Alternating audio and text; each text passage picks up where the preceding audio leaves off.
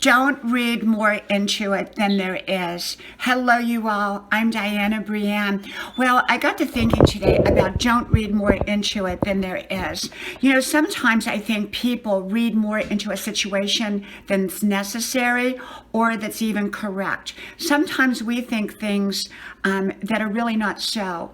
And I got to thinking about the other night I was on the internet and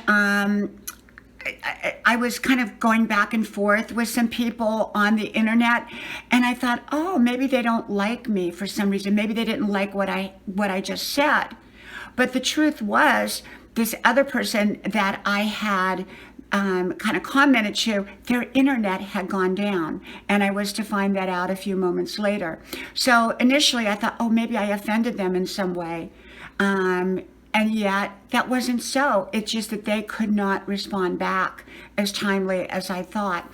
And so sometimes that happens in life. Sometimes we think something is there when it's really, really not. And give it time.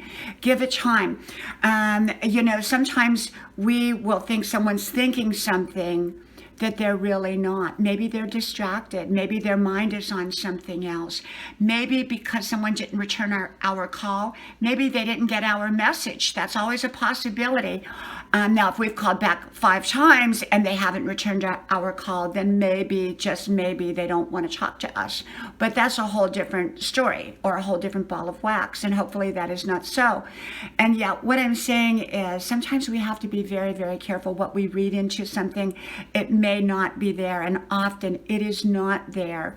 And so we can easily be offended by something someone said when what they said was not how we took it.